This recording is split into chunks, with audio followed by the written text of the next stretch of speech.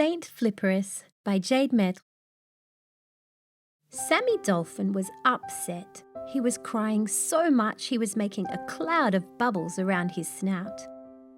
"Whatever is the matter?" said his mummy. "Why are you sad when it's so close to Christmas?" Sammy shook his head and couldn't speak. A friendly starfish came and gave him a big cuddle. A squishy, wet, warm cuddle. Sammy felt a bit better then, and finally could tell Mummy what was the matter. "I just heard that Santa Claus brings his presents down the chimney," he said. "But Mummy, we don't have a chimney, so who will bring us presents?" Mummy smiled and gave her little dolphin a dolphin hug. "Santa Claus is only for the humans," she told Sammy. "We have a much better creature who gives us our presents. He's called Saint Flipperous." "Saint Flipperous?" said Sammy, surprised. "Who is Saint Flipperous?" "He's the most beautiful creature you've ever seen," said Mummy. "He has more legs than an octopus, more scales than the scaliest of lobsters. He has so many eyes they look like twinkling lights all over his body, and when he swims to the deep, dark places, they glow red, green and infrared, just like a Christmas tree." "A Christmas tree? What's that?" said Sammy, beginning to sniff again. "Oh, is that another thing we don't have? We don't have trees under the sea." "Of course we have trees under the sea," said Mummy. "Don't you remember last Christmas when the little glowing starfish held hands around the coral and made a Christmas tree? We call it a sea Christmas tree, but it's just the same thing." "Oh, yes, I remember that," said Sammy, brightening up.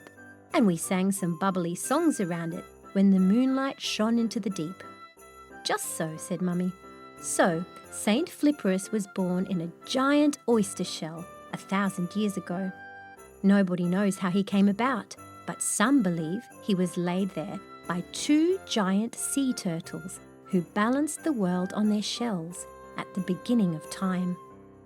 When he was born, so the legend tells us, he was so amazed by the beauty that he saw beneath the sea, the sparkling fishes, the precious corals, the mystical bubbles that fizzed from the shifting sandbanks, that he decided to spend the rest of his life sharing the beauty he saw with all the other sea creatures, in case they couldn't see it for themselves."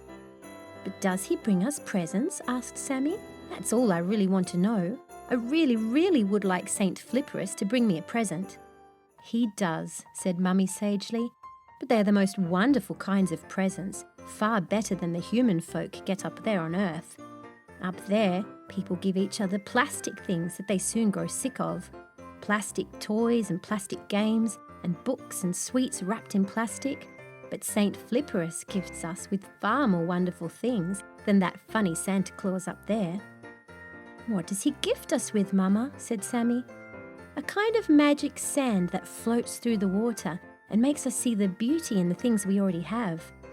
Did you notice this morning, little Sammy, how the gentle streams of sunlight lazed through the currents? After Saint Flipperous has visited, you will see it and it will take your breath away. And I'm sure you didn't feel the warm touch of the seaweed brush your belly or my warm milk in your tummy. But after Saint Flipperous shares that magical dust, you will find it quite impossible to be unhappy about anything at all, for knowing and feeling all the beauty that our underwater paradise has to offer." "Oh, Mummy, I can't wait to see Saint Flipperous," Sammy exclaimed. "How can I make sure he comes?" "You can leave a little gift for him by the waving anemone," said Mummy. "When people gift us the treasures that spread happiness from them to us, we must give them love in return, to ensure that they leave with more love than they came with, and there is always a little more for everybody else." Sammy was so happy and excited to find the perfect gift for Saint Flipperous.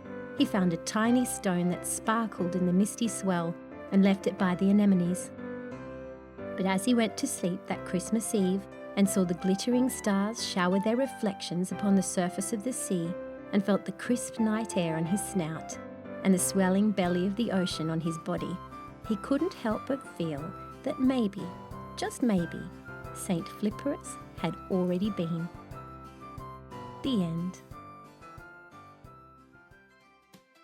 Thank you for reading with Storyberries.com. free stories for kids.